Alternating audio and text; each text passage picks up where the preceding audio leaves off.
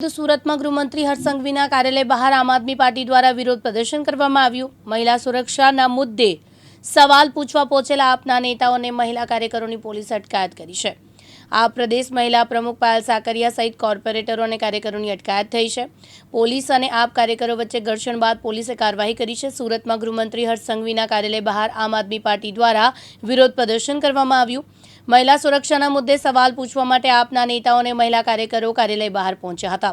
આ દરમિયાન પોલીસ અને આપના કાર્યકરો વચ્ચે ભારે ઘર્ષણ થયું હતું। ત્યારબાદ પોલીસે આપના પ્રદેશ મહિલા પ્રમુખ પાયલ સાકરિયા સહિત કોર્પોરેટરો અને કાર્યકરોની અટકાયત કરી છે। અટકાયત કરાયેલા નેતાઓ અને કાર્યકરોને હજીરા પોલીસ મથકે લઈ જવામાં આવ્યા હતા।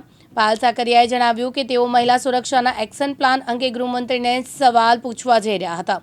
સાથે જ તેમણે ભાજપ સરકાર પર આક્ષેપો કરતા કહ્યું કે 30 વર્ષથી ભાજપ સરકાર મહિલાઓને સુરક્ષા આપવામાં નિષ્ફળ રહી છે। હાલ સમગ્ર મામલે પોલીસ દ્વારા આગળની કાર્યવાહી હાથ ધરવામાં આવી છે। આવ્યા હતા કે ગાંધીનગરની અંદર 17 વર્ષની દીકરી સાથે જે દુષ્કર્મ થયું છે, વારે વારે હર્ષ સંઘવી સાહેબ ફાકા ફોજદારી કરતા હોય છે અને અવનવા નિવેદનો આપતા હોય છે। કોઈ ચમરબંધીને છોડવામાં નહીં આવે આવા નિવેદનો આપતા હોય છે, તો ક્યારે કોઈ ચમરબંધીને પકડો અને શું એક્શન લીધા એની ઉપર?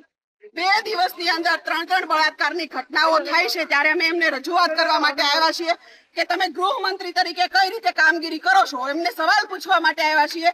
આ ગુજરાતની અંદર અવારનવાર નાની નાની દીકરીઓ પીખાતી હોય છે અને આના જે આપણા જે રાજ્યના ગૃહમંત્રી છે એ એમની ખુરશી ઉપર એમનો રોપ જમાવીને બેઠા છે, ત્યારે એમને કહેવા માટે આવ્યા છીએ કે જો તમારાથી આ રાજ્યનું સંચાલન ન થતું હોય તો ગાદી છોડો ને, સારા લોકોને આવવા દો ને।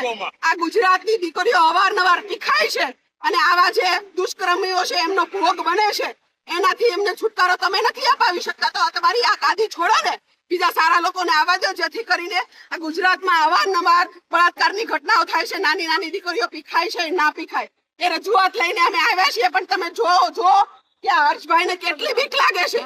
આટલી જો સુરક્ષા છોકરીઓ માટે કે દીકરીઓ માટે કરે તો આવી નાની નાની દીકરીઓ પીખાય નહીં, એમનું જીવતર ન બગડે।